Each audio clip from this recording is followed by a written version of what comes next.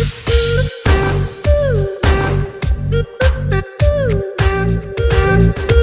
saudara terkasih, dimanapun engkau berada saat ini, siapkan hati kita untuk kita masuk dalam pujian penyembahan. Siapkan hati kita untuk beribadah kepada Tuhan.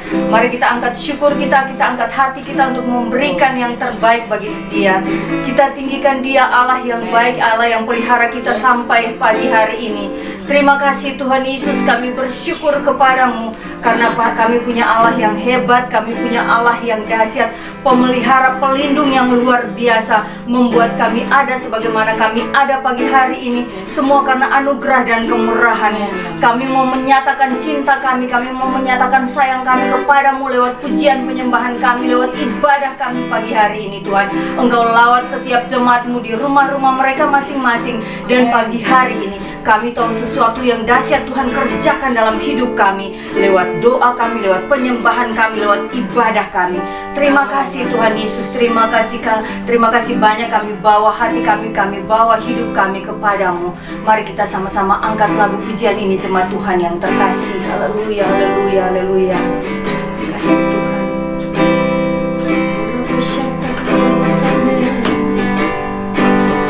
Bawa hidupku sekarang ke tempat kudus-Mu Tuhan, ke tempat kudus-Mu Tuhan.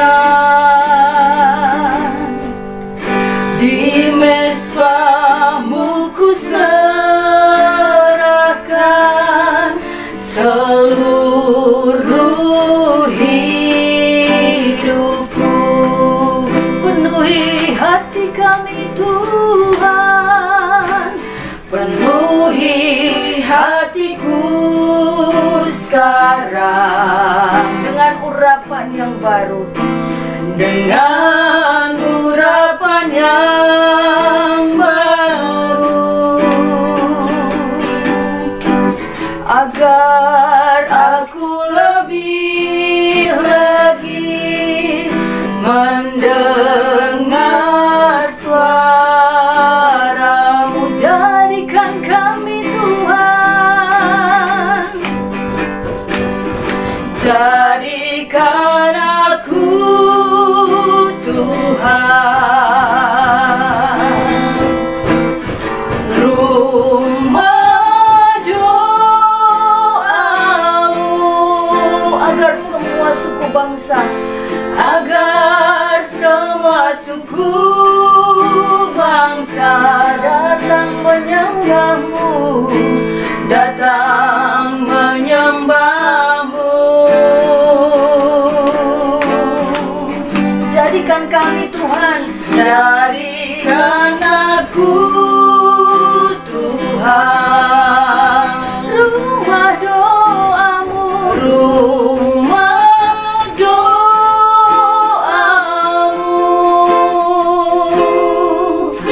agar semua suku bangsa datang menyembah-Mu. Mari angkat penyembahan-Mu kepada Dia. Urabasika dalalaya namasande.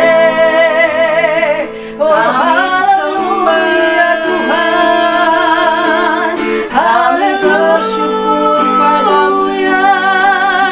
Jadikan kami rumah doa-Mu Tuhan. Terima kasih Yesus, Bapa yang baik. Ora pasasika dalam karya nama Tanda para bola pasika dalam naikkan syukur-Mu sebab Dia Allah yang layak disembah, Dia Allah yang layak ditinggikan. Terlalu baik Dia dalam kehidupan kita. Ora pasika dalam karya sande. Oh haleluya. Ora pasika dalam karya sande. Segala pujian bagi-Mu, segala kemuliaan hanya bagi-Mu Yesus.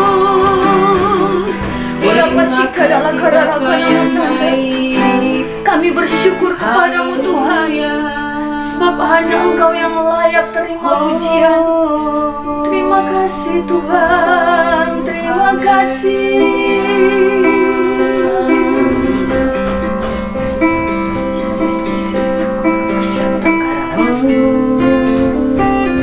Terima kasih untuk karya keselamatan-Mu dalam kehidupan kami Tuhan. Terima kasih untuk penebusan-Mu. Terima kasih untuk perlindungan-Mu. Terima kasih untuk pertolongan-Mu, untuk pemulihan-Mu, untuk kesembuhan-Mu, untuk mujizat-Mu Tuhan. Terima kasih Tuhan Yesus, terima kasih. Mari sama-sama jemaat Tuhan, kita katakan karya terbesar-Mu dalam kehidupan kami Tuhan.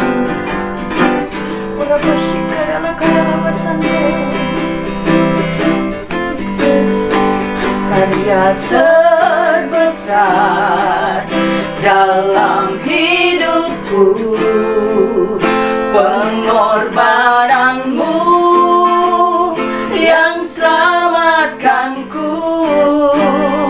Engkaulah harta yang tak ternilai, yang ku miliki dan ku hargai. Yesus, Engkau ku kagumi. Oh, karya terbesar, karya terbesar dalam hidupku, pengorbanan-Mu yang selamatkanku. Engkaulah harta yang tak ternilai, yang ku miliki dan ku hargai. Yesus, Engkau ku kagumi. Sekali lagi jemaat Tuhan, katakan karya terbesar. Haleluya. Karya terbesar dalam hidupku, pengorbanan-Mu yang selamatkanku. Engkaulah harta yang tak ternilai, yang ku miliki dan ku hargai. Yesus, Engkau ku kagumi. Yesus, Engkau, Yesus, Engkau ku kagumi. Sekali lagi katakan Yesus, Yesus, Engkau ku kagumi.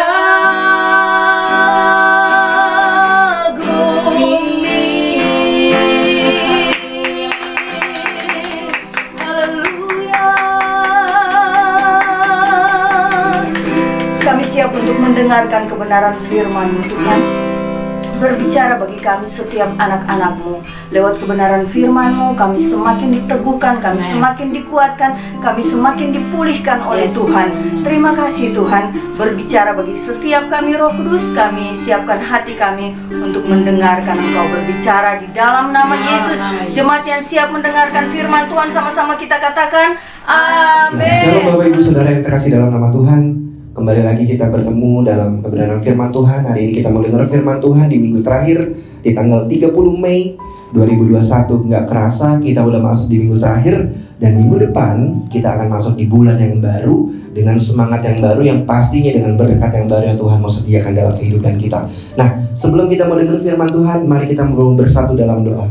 Bapa di surga, terima kasih kalau hari ini kami boleh datang untuk menyembah Tuhan, untuk memuji Tuhan, bahkan Tuhan untuk mendengarkan firman Tuhan. Kami percaya Tuhan, kami bersyukur karena kebaikan Tuhan yang tinggal tetap dalam hidup kami. Kami ada sebagaimana kami ada sampai hari ini, bukan karena kuat dan gagah kami, tapi kami percaya ada berkat dan naungan Tuhan yang senantiasa setia di dalam kehidupan kami, untuk boleh menjagai kami, bahkan Tuhan mengurapi kami dengan dahsyat di dalam setiap kehidupan aspek kami, Tuhan. Terima kasih Bapa, kalau sebentar kami mau dengar firman Tuhan, biar firman Tuhan boleh jatuh di tanah yang subur, sehingga Tuhan firman-Mu boleh berbuah dan menjadi berkat buat kehidupan kami. Bahkan Tuhan, orang-orang yang mengenal kehidupan kami percaya juga Tuhan, melalui hidup kami boleh menjadi dampak bagi setiap orang yang mengenal hidup kami. Terima kasih Bapak, kami siap dengar firman Tuhan hanya di dalam satu nama, Tuhan Yesus Kristus. Kami sudah berdoa dan mengucap syukur. Haleluya, amin. Ya, shalom Bapak Ibu, kita hari ini akan masuk dalam kebenaran firman Tuhan, masih di dalam tema hidup dalam kekuatan Roh Kudus di bulan Mei. Nah, hari ini saya akan menyampaikan firman Tuhan tentang mengenal suara Roh Kudus. Mengenal suara Roh Kudus. Nah, bacaan tema kita hari ini akan kita mulai di dalam Yohanes 16 ayat 12 sampai ke 14. Saya akan bacakan Yohanes 16 ayat 12 sampai 14. Bunyi firman Tuhan seperti ini. Masih banyak hal yang harus kukatakan kepadamu, tetapi sekarang kamu belum dapat menanggungnya. Tetapi apabila Ia datang, yaitu Roh kebenaran, Ia akan memimpin kamu ke dalam seluruh kebenaran, sebab Ia tidak akan berkata-kata dari dirinya sendiri, tetapi segala sesuatu yang didengarnya itulah yang akan dikatakannya, dan Ia akan memberitakan kepadamu hal-hal yang akan datang. Ia akan memuliakan aku, sebab Ia akan memberitakan kepadamu apa yang diterimanya daripadaku.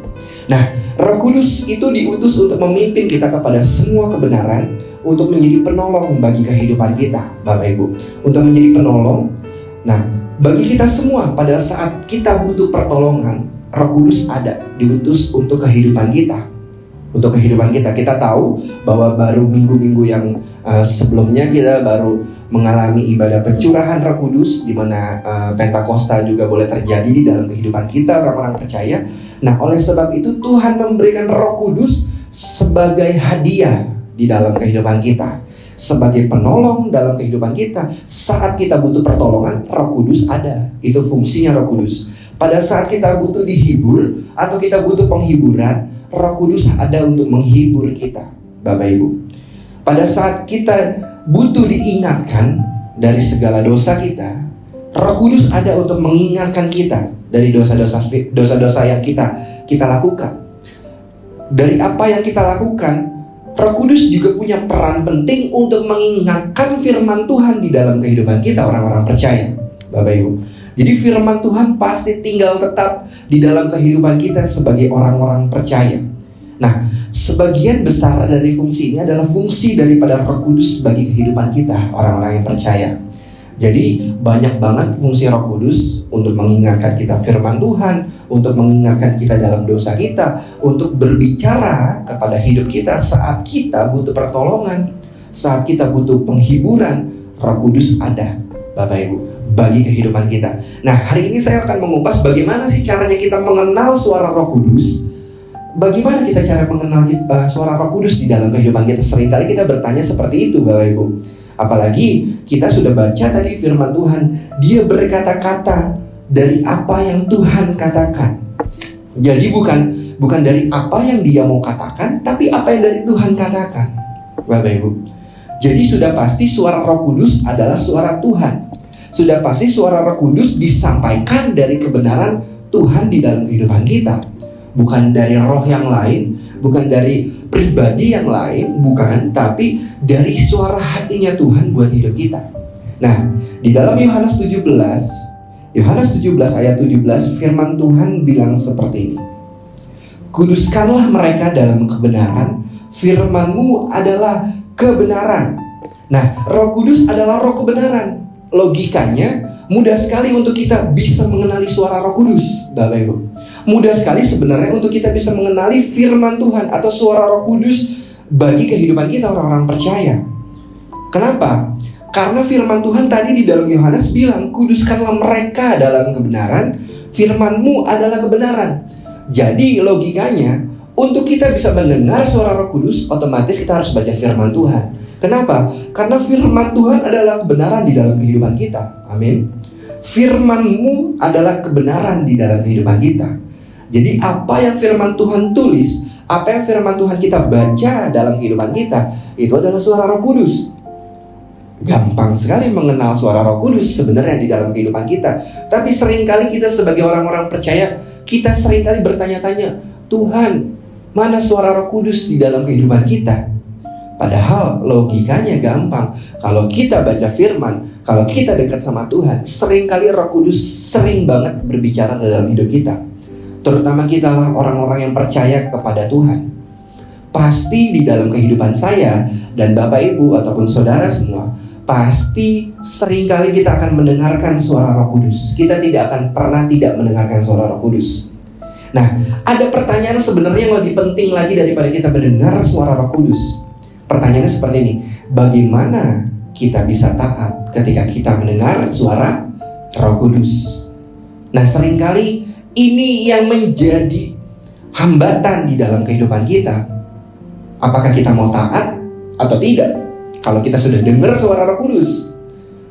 Nah, kita masuk di dalam ketaatan dalam mendengar suara Roh Kudus. Seringkali kita jadi orang-orang yang gak taat dengar suara Roh Kudus, Bapak Ibu. Kita seringkali diombang-ambingkan sama pengajaran dunia. Kita seringkali diombang-ambingkan, dibelokkan dari apa yang seharusnya Roh Kudus mau sampaikan di dalam kehidupan kita, sehingga kita gak mengikuti suara Roh Kudus di dalam kehidupan kita. Nah, saya buktikan contohnya. Contohnya seperti ini. Pernah gak seringkali kita merasakan tiba-tiba pada saat kita bengong, atau enggak pada saat kita bekerja, atau enggak pada saat kita sekolah, ataupun kita lagi melakukan aktivitas apapun, pernah gak tiba-tiba terbesit di dalam pikiran kita, tiba-tiba ada firman Tuhan lewat di pemikiran kita.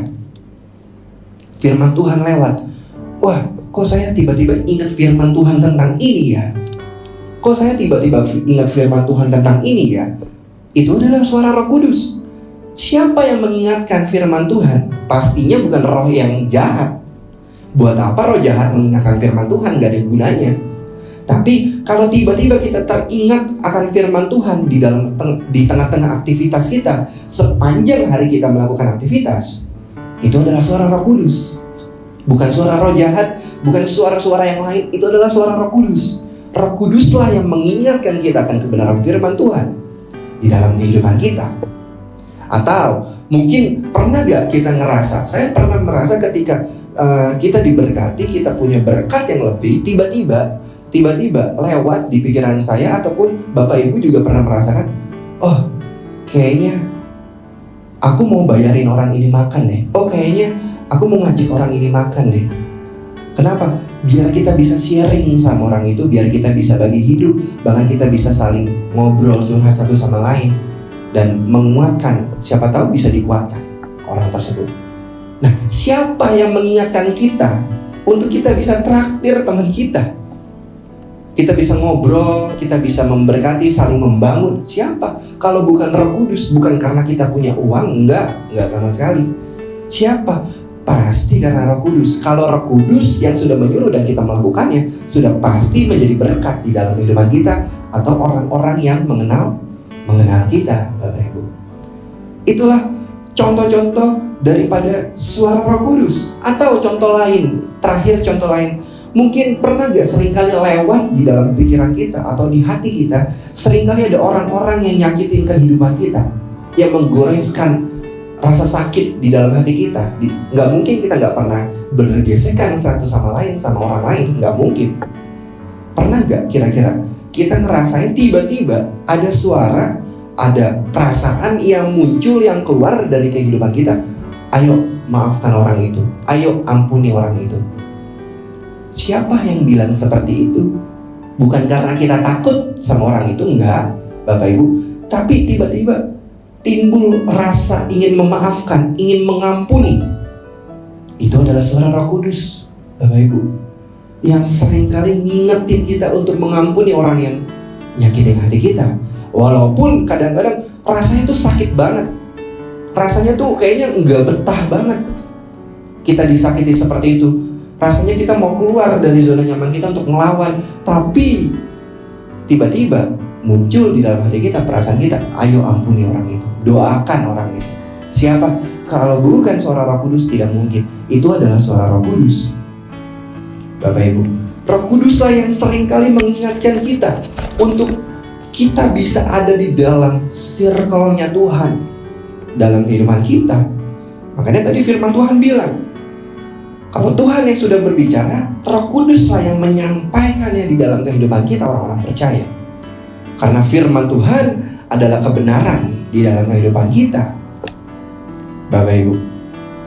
Dan Roh Kuduslah yang akan berbicara pada saat itu penting bagi Dia untuk menyampaikan dalam kehidupan kita, untuk tujuan untuk menolong kehidupan kita, untuk membangun kehidupan kita, untuk kita bisa mengambil keputusan di mana kita bisa memberkati sekeliling kita, bahkan kehidupan kita juga bisa diberkati dari apa keputusan yang kita ambil dari Roh Kudus.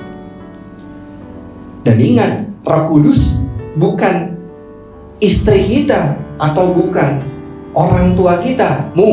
Seringkali kita punya orang tua yang mungkin seringkali ngingetin, ayo kamu harus begini, harus begitu. Sudah makan belum? Sudah belajar yang benar belum? Bagi anak-anak yang masih sekolah, ayo kamu jangan pulang malam-malam. Seringkali orang tua kita seperti itu. Mungkin bisa dibilang agak bawel bagi kehidupan kita anak-anaknya. Tapi Roh Kudus bukan seperti orang tua kita, Bapak Ibu. Roh Kudus beda fungsinya. Roh Kudus tidak akan bawel setiap saat. Dia nggak akan berbicara kalau dia nggak mau berbicara dalam kehidupan kita. Kalau saya bisa ilustrasikan, Roh Kudus sama seperti GPS. GPS, saya seringkali pakai Waze kalau misalnya kemana-mana, atau Google Maps. Juga sekarang GPS udah ada suaranya ya, Bapak Ibu. GPS seringkali ngingetin kita, belok kanan, belok kiri, ada putaran, putar, belok kanan. Seringkali GPS bersuara untuk mengarahkan kita. Tapi GPS tidak sering-sering ngomong. Kalau nggak butuh banget ngomong, kasih tahu kita, arahin kita jalan, dia nggak akan ngomong. Dia akan ngomong ketika sudah waktunya atau sudah saatnya. Dia kasih tahu kita kalau kita harus putar balik, kalau kita harus belok ke kanan atau ke kiri. GPS nggak akan sering-sering ngomong, apalagi kalau misalnya kita masuk jalan tol yang panjangnya 100 km. Selama 100 km, GPS itu nggak akan pernah bawel ngomong sama kita. Nggak akan pernah bawel. Kecuali nanti di kilometer ke-98 atau kilometer 99 baru dia kasih tahu kita untuk kita bisa keluar pintu tol. Fungsinya sama seperti GPS yang seringkali mengarahkan kita. Nah, kalau seringkali kita terbesit dalam pemikiran kita, kok Roh Kudus belum ngomong ya dalam kehidupan saya? Kok Roh Kudus nggak ngomong ya? Kok Roh Kudus nggak ngasih tahu saya ya? Seringkali kita mempertanyakan kenapa Roh Kudus nggak ngomong dalam kehidupan kita. Bukan berarti Roh Kudus tidak baik dalam kehidupan kita ataupun mencuekkan kita, tidak sama sekali. Dia nggak akan ngomong kalau nggak perlu banget ngomong untuk memberitahu kehidupan kita, Bapak Ibu. Jadi kalau dia nggak ngomong bukan berarti dia jahat, bukan berarti dia tidak baik, tidak memberikan arahan dalam hidup kita. Tidak, lakukan saja apa yang biasa kita lakukan. Berarti kita ada di dalam jalur yang benar. Kita ada di jalur yang benar, yang Tuhan mau kita menuju ke arah sana. Jadi dia gak akan sering-sering ngomong kalau misalnya kita ada di jalur yang benar. Jadi lakukan saja aktivitas kita, pekerjaanmu, sekolahmu, rumah tanggamu, pelayananmu. Lakukanlah yang terbaik untuk Tuhan. Dia akan memberitahu kita kalau kita sudah harus pindah jalur atau salah jalan, Bapak Ibu. Dia akan mengingatkan kita. Itulah fungsinya daripada Roh Kudus. Dia akan memberikan arahan di dalam kehidupan kita, orang-orang yang percaya kepada Kristus, kepada Yesus. Dalam Kisah Para Rasul 1 ayat 4 sampai 8. Kisah Para Rasul 1 ayat 4 sampai 8. Pada suatu hari ketika ia makan bersama-sama dengan mereka, ia melarang mereka meninggalkan Yerusalem dan menyuruh mereka tinggal di situ menantikan Bapa, menantikan janji Bapa. Yang demikian katanya, telah kamu dengar daripadaku, Sebab Yohanes membaptis dengan air, tetapi tidak lama lagi kamu akan dibaptis oleh Roh Kudus. Jadi ada dua event yang berbeda yang firman Tuhan kasih tahu di dalam Kisah Para Rasul. Yohanes membaptis dengan air adalah suatu event yang berbeda. Murid-murid dibaptis dengan air, tapi Tuhan Yesus kasih tahu, nggak lama lagi juga kamu akan dibaptis oleh Roh Kudus. Seperti yang minggu lalu kita sampaikan, Bapak Ibu, minggu lalu kita rasakan di hari pencurahan Roh Kudus, di hari Pentakosta. Itulah momen-momen di saat Roh Kudus dicurahkan kepada murid-murid Yesus. Dan sekarang ini terhadap kita, orang-orang yang percaya kepada Tuhan. Jadi ada dua event yang berbeda, antara dibaptis dengan air atau dibaptis dengan Roh Kudus. Kalau dibaptis dengan air, kata aslinya adalah baptiso, artinya ditenggelamkan atau dicelupkan. Jadi kita ditenggelamkan oleh karena kematian Kristus, kita dibangkitkan oleh karena kebangkitan Kristus. Formal katanya seperti itu tentang baptisan air.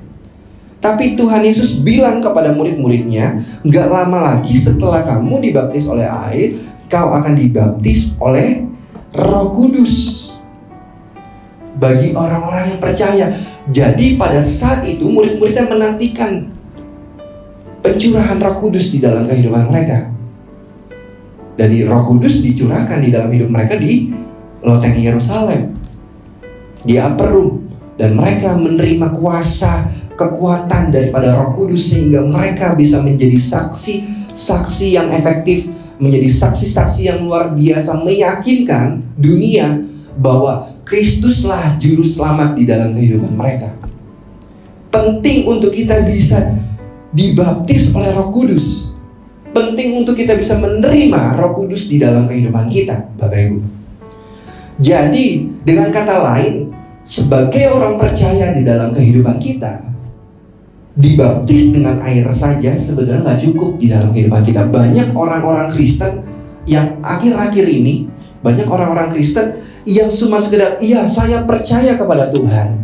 Oleh sebab itu, karena saya sudah percaya kepada Tuhan, lalu saya dibaptis untuk mengambil keputusan. Benar, kalau misalnya kita percaya kepada Tuhan, kita harus dibaptis untuk mengambil keputusan, di mana kita terima Tuhan Yesus sebagai Tuhan dan Juru Selamat dalam hidup kita, dan kita lahir baru di dalam kehidupan kita.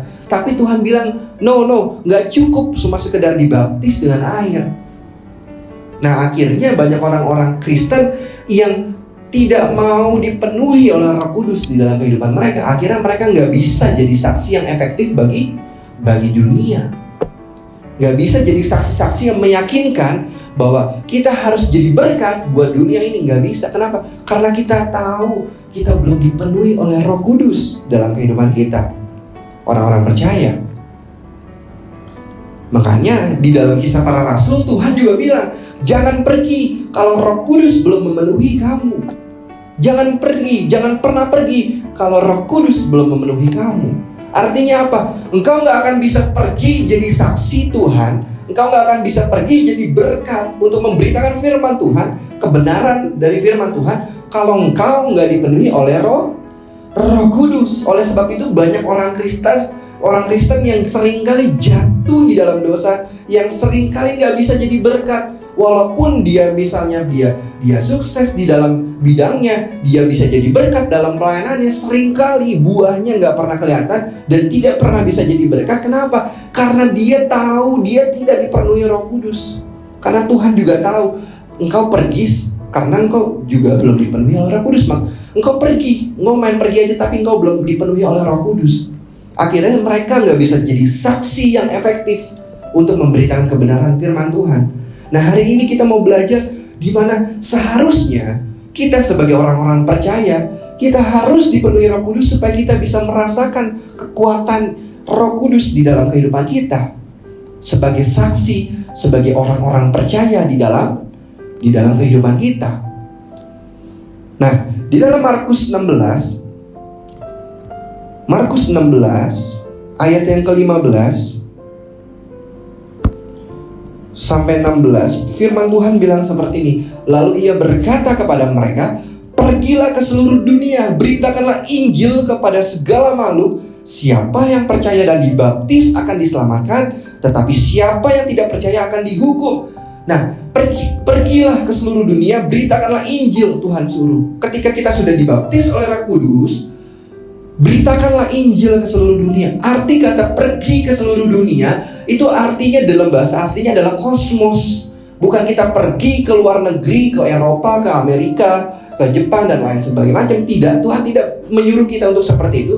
Tapi arti kata kosmos dalam bahasa aslinya adalah suatu tatanan sosial di mana kita harus pergi dimanapun bidang aspek kehidupan kita. Kita yang ada di dalam bidang pendidikan, kita jadi berkat di bidang pendidikan. Kita ada dalam bidang kesehatan, kita jadi berkat di bidang kesehatan. Kita dalam bidang pembisnis, kita jadi berkat di dalam bisnis. Kita melayani Tuhan pun, kita ada di bidang pelayanan, kita harus jadi berkat di dalam pelayanan, Bapak Ibu. Jadi pergi ke seluruh dunia, beritakanlah Injil, artinya sebuah tatanan sosial yang Tuhan mau suruh kita pergi melangkah dan ditempatkan di tempat-tempat sana untuk kita bisa jadi berkat di sana, Bapak Ibu. Supaya apa? Supaya kita bisa menjadi saksi yang efektif, supaya kita menjadi saksi yang meyakinkan bagi orang-orang yang mengenal kita nantinya. Dan akhirnya Tuhanlah yang dimuliakan, Tuhanlah yang besar, dan kita yang kecil di hadapan Tuhan. Kenapa? Karena Tuhanlah yang dimuliakan. Orang-orang yang tidak dipenuhi Roh Kudus, dia boleh pergi ke segala aspek bidang kehidupannya, dia boleh pergi jadi berkat, tapi dia memuliakan dirinya sendiri, bukan memuliakan Tuhan di dalam kehidupannya. Jangan sampai kita jadi orang Kristen yang kita pergi akhirnya kita cuma mau nama baik, atau kita cuma mau dimuliakan bagi orang-orang sekeliling kita. Orang-orang sekeliling kita menganggap kita, oh keren ya orang ini, oh ini hebat ya. Jadinya kita bangga, akhirnya kita yang dimuliakan. Padahal seharusnya apa yang kita punya untuk kita bisa jadi berkat buat orang lain, harusnya Tuhanlah yang dimuliakan di dalam kehidupan kita. Tuhanlah yang ditinggikan di dalam kehidupan kita. Jangan sampai kita mempergunakan Roh Kudus selagi pentingnya doang kita mau panggil Roh Kudus di dalam hidup kita. Roh Kudus itu sifatnya nggak pernah kelihatan, tapi dampaknya dapat dirasakan di dalam kehidupan sekeliling kita bagi orang-orang yang percaya kepada Tuhan. Jadi orang-orang yang tahu bahwa orang tersebut dipenuhi oleh Roh Kudus, dampaknya pasti kelihatan. Saya kasih contoh, sama seperti air ini, Bapak Ibu. Kalau saya haus, saya akan minum air ini. Saya bukan iklan air ya, saudara. Saya akan minum air ini karena kenapa? Saya haus. Orang lain gak bisa melihat kalau saya lagi haus, tapi saya bisa rasakan, saya haus, saya butuh air. Oleh sebab itu, saya ambil air ini, mungkin terlihat air ini oleh mata Bapak Ibu, saudara semua. Lalu saya minum air ini. Setelah saya minum air ini, saya nggak haus lagi. Tapi kira-kira air yang masuk ke dalam tubuh saya, Bapak Ibu bisa lihat gak? Nggak bisa lihat. Kenapa? Karena dia menyegarkan tubuh saya yang ada di dalam. Dia memberi kesegaran. Kenapa? Karena saya haus. Karena saya butuh air itu supaya saya nggak dehidrasi. Mungkin gak bisa kelihatan oleh kasat mata. Semua di antara kita di sini gak bisa terlihat, tapi punya fungsi yang sangat meyakinkan dan sangat berdampak bagi kehidupan kita, Bapak Ibu. Roh Kudus sama seperti itu, sama seperti air yang menyegarkan kehidupan kita. Orang gak bisa lihat, gak bisa tahu, tapi kita disegarkan dan kita bisa menyegarkan orang lain, jadi berkat buat orang lain. Beda dengan kalau misalnya kita panas, siang hari panas, akhirnya kita nyebur ke kolam dari ujung kepala sampai ujung kaki, badan kita basah. Kita bisa dilihat sama orang, oh basah. Beda dengan kita minum air yang haus bagian dalam. Oleh sebab itu Roh Kudus menyegarkan kita, sehingga kita bisa bertahan di dalam kehidupan kita. Contoh lain Bapak Ibu, kalau misalnya anak-anak muda seringkali semasa kuliah mungkin ada yang ngekos ya. Ada yang ngekos karena kuliahnya jauh dari rumah, akhirnya mereka ngekos. Nah, dulu saya punya teman yang ke kuliah karena rumahnya jauh di luar kota, akhirnya ngekos di Jakarta. Kosannya di belakang kampusnya. Akhirnya karena saya juga sering main ke kosannya, dulu tempat perkumpulan teman-teman saya rame-rame di situ. Kosannya kecil padahal, tapi di dalam satu rumah besar itu ada sekitar 10-15 kosan. Nah, teman saya ngekos di salah satu kamar di dalam rumah tersebut. Nah, rumah kosan tersebut yang punya adalah seorang ibu-ibu yang suaminya sudah meninggal dan punya anak. Anak-anaknya juga sedang kuliah di luar negeri, Bapak Ibu. Jadi dia tinggal sendirian, ibu itu, untuk mengelola kosan di tempat itu. Nah, karena tinggal sendirian, akhirnya ibu ini karena beliau adalah seorang perempuan, akhirnya pekerjaan-pekerjaan yang biasa dilakukan oleh laki-laki dia nggak bisa lakukan. Nah, seringkali ibu kosan itu meminta saya dan teman-teman ketika lagi ada di tempat itu, lagi main di tempat itu, untuk membetulkan apapun yang rusak. Misalnya ada dinding yang harus dipaku untuk ditaruh lukisan, atau mungkin ngambil jam dari atas, betulin apa segala macam. Biasanya kita bantu untuk kita melakukan bagian daripada pekerjaan rumah tangga di dalam kosan itu. Nah, seringkali kita memposisikan Roh Kudus sama seperti anak kosan yang kita tahu dia tinggal di dalam kosan, tapi dia nggak dikasih akses penuh untuk bisa sebebas-bebasnya mengelola rumah tersebut. Nah, seringkali Roh Kudus iya benar kita undang di dalam hidup kita, tapi kita nggak kasih akses penuh di dalam hidup kita. Seringkali kita batasi pekerjaan Roh Kudus di dalam kehidupan kita. Ada nggak dia di dalam? Ada dia di dalam, tapi seringkali dipanggil saat lagi butuh aja. Ibarat kata suara Roh Kudus tuh seringkali kita kecilin. Kita nggak mau taat dengar suara Roh Kudus. Seringkali suaranya kita kecilin, sehingga kita nggak maksimal. Roh Kudus nggak maksimal untuk bekerja sebebas-bebasnya di dalam rumah kita, di dalam kehidupan kita. Roh Kudus seringkali kita posisikan sebagai penumpang, kita yang berkendara. Padahal penumpangnya sudah bilang belok kiri, belok kanan. Tapi karena kita yang punya kuasa, kita yang pegang kendali, kita nggak mau belok, ya terserah kita. Kita maunya lurus, ya terserah kita. Kita memposisikan Roh Kudus sebagai penumpang di sebelah kita, tapi kita nggak memposisikan Roh Kudus sebagai pengendali yang pegang setir di dalam kehidupan kita. Bagaimana kita bisa menjadi saksi yang efektif kalau kita batasi Roh Kudus di dalam kehidupan kita? Seringkali kita kompromi sama kehidupan kita, bukan karena Roh Kudus nggak ada, bukan, tapi seringkali kita batasi pekerjaan-pekerjaan yang Roh Kudus mau lakukan, dan kita kecilin suara Roh Kudus di dalam hidup kita, sehingga kita nggak bisa jadi berkat yang efektif, nggak bisa jadi saksi yang efektif bagi sekeliling kita.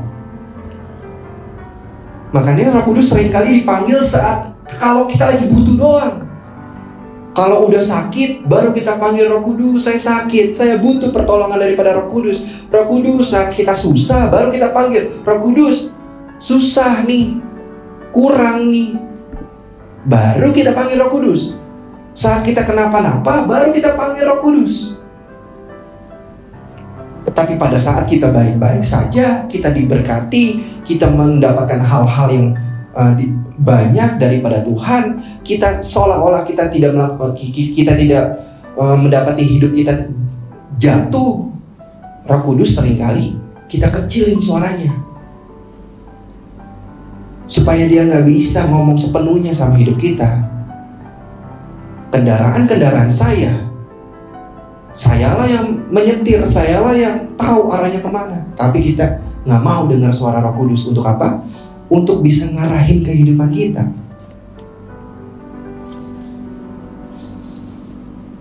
Banyak orang sudah terima Roh Kudus, tapi nggak dikasih akses untuk Roh Kudus menguasai seluruhnya kehidupan kita. Roh Kudus dipanggil pada saat kita perlu saja. Kita hari ini mau belajar supaya kita nggak seperti itu, Bapak Ibu. Supaya kita nggak butuh Roh Kudus saat kita lagi butuh saja, saat kita lagi perlu saja. Dari kecil saya dididik untuk jangan membohongi orang tua. Papa mama saya selalu mendidik jangan bohongin orang tua. Kenapa? Karena orang tua saya adalah hamba Tuhan. Jadi saya nggak bisa namanya ngebohongin orang tua saya. Kalau saya ngebohongin, ujungnya tetap ketahuan. Ujung-ujungnya papa mama saya tahu. Jadi kenapa? Karena Roh Kudus kasih hikmat sama orang tua, terutama orang tua saya juga, untuk memberitahu anaknya sedang mengalami apa, anaknya sedang kenapa. Makanya tidak bisa kita bohongi hamba Tuhan atau enggak orang tua kita. Kenapa? Karena Roh Kudus pasti akan berbicara langsung kepada orang tua kita. Sama seperti kisahnya Ananias dan Safira. Ketika Ananias berbohong kepada Petrus tentang hak jual yang sudah diambil sebagian sama Ananias, Petrus bilang, kenapa engkau membohongi Roh Kudus? Petrus nggak bilang, kenapa engkau membohongi aku? Tapi Petrus bilang kepada Ananias, kenapa engkau mendustai Roh Kudus? Padahal hasil yang kau jual itu sepenuhnya milikmu. Kalaupun kau nggak jual juga sepenuhnya milikmu. Tapi kenapa engkau membohongi Roh Kudus? Kalau Petrus tidak diurapi oleh Roh Kudus, tidak dipenuhi oleh kuasa Roh Kudus, mungkin saja Petrus akan bilang seperti ini, kenapa engkau membohongi aku? Kenapa? Ketika Ananias mendengar suara Petrus, kenapa engkau membohongi aku? Pasti Ananias akan takut kepada Petrus. Ananias akan takut kepada Petrus. Kenapa? Karena Petrus nyala yang besar. Ngerasa, wih ini hebat, bisa tahu hidup saya. Maka Ananias bisa menyembah Petrus. Bisa saja Ananias hormat, tunduk kepada Petrus, bukan kepada Tuhan yang memberikan hikmat, memberikan Roh Kudus kepada Petrus. Orang-orang yang dipenuhi Roh Kudus sama seperti Petrus, ketika dia menerima karunia hikmat, pengetahuan daripada Tuhan, daripada Roh Kudus, maka Petrus bilang kepada Ananias, ketika dia sudah bilang bahwa engkau mendustai Roh Kudus, maka kagetlah Ananias dan putus nyawanya Ananias. Ngeri banget ya kalau misal kita hidup di zaman dulu, apalagi kalau kita ketemu para rasul. Kita bohong sedikit kita mati. Kenapa? Karena mereka diurapi oleh Roh Kudus, mereka dipenuhi oleh Roh Kudus, sehingga Roh Kuduslah yang berkuasa di dalam hidup mereka. Roh Kuduslah yang memimpin kendali penuh di dalam kehidupan mereka, Bapak Ibu. Bahkan di saat kita lemah, seringkali kita lemah, seringkali kita nggak mau taat karena kita lemah. Aduh Pak, saya nggak bisa berdoa. Aduh Pak, saya nggak bisa menyembah Tuhan. Bahkan di saat kita lemah, di saat kita nggak bisa berdoa, di saat kita nggak bisa menyembah Tuhan, Roh Kudus yang memimpin kita untuk kita bisa berdoa. Kita buka ayatnya di dalam Roma 8 ayat 26. Roma 8 ayat 26, firman Tuhan bilang seperti ini. Demikian juga Roh membantu kita dalam kelemahan kita, sebab kita tahu bagaimana sebenarnya harus berdoa, tetapi Roh sendiri berdoa untuk kita kepada Allah dengan keluhan-keluhan yang tidak terucapkan. Seringkali kita mandek, kalau orang Jawa bilang. Kita gak bisa mengeluarkan doa kita, unek-unek kita terhalang sama. Kita seringkali membatasi kapasitas kita untuk kita bisa berdoa sama Tuhan. Saya mau ingatkan di dalam ayat ini, Roh Kuduslah yang memimpin kita untuk kita bisa berdoa, untuk kita bisa bersyukur, bahkan mengeluarkan keluhan-keluhan kita yang tidak pernah orang lain bisa tahu dalam hidup kita. Luar biasa banget sifat Roh Kudus, fungsi daripada Roh Kudus di dalam hidup kita. Bahkan dia mengingatkan kita untuk kita bisa berdoa, untuk kita bisa maksimal di dalam Tuhan, Bapak Ibu. Untuk kita bisa datang supaya Roh Kudus bisa memenuhi kita.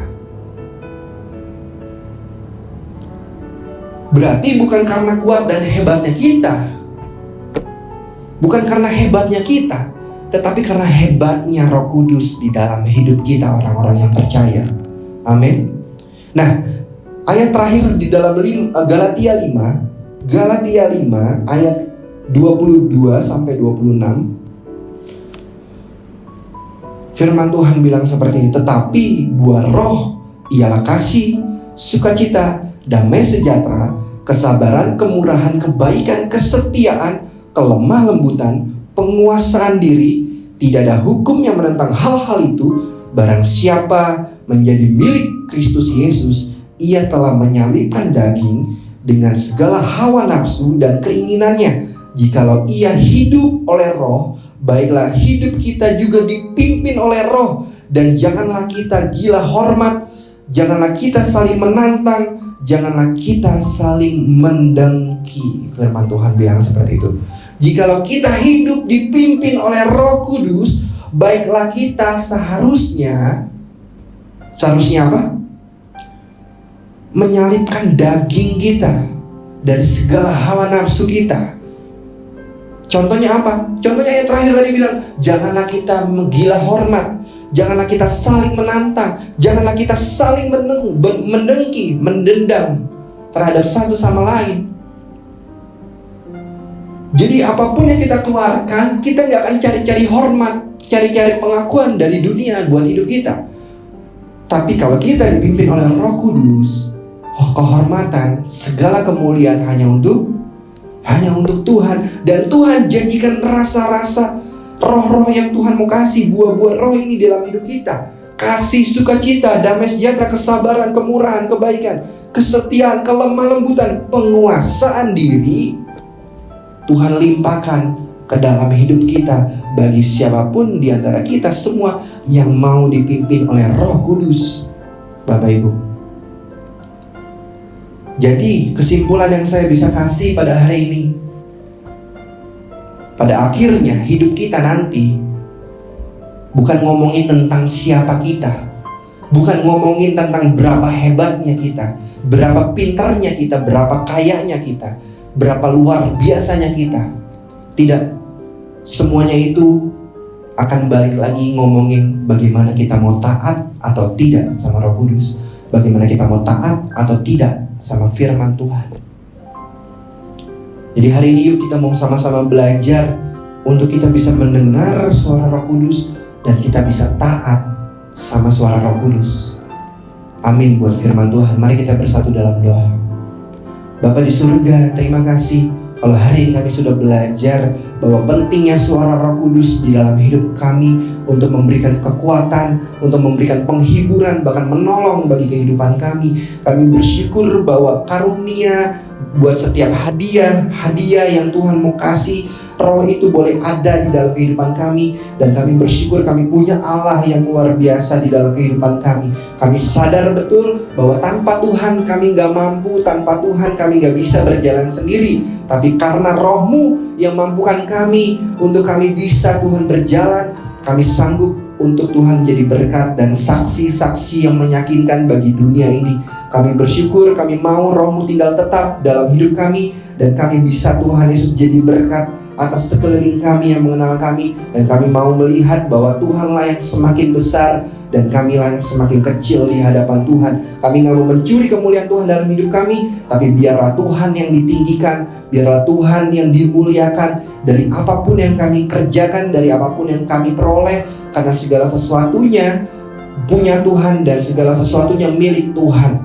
Kami percaya bahwa bahwasannya Tuhan itu baik dalam kehidupan kami, kasih setianya untuk selama-lamanya, bahwa Tuhan gak pernah meninggalkan kami, baik kami di dalam masa kelam kami, baik kami Tuhan di dalam jurang maupun kami Tuhan di dalam kemenangan. Kami percaya Tuhan Yesus ada bersama-sama dengan kami, memimpin langkah kami untuk kami bisa menghadapi setiap jalan-jalan di dalam kehidupan kami. Terima kasih Bapa, biar firman Tuhan ini boleh berbuah dalam hidup kami, dan buahnya boleh kami nikmati, bahkan orang-orang boleh diberkati melalui kehidupan kami. Terima kasih, di dalam satu nama Tuhan Yesus Kristus kami sudah berdoa dan mengucap syukur. Bersama-sama kita katakan amin. Amin buat firman Tuhan.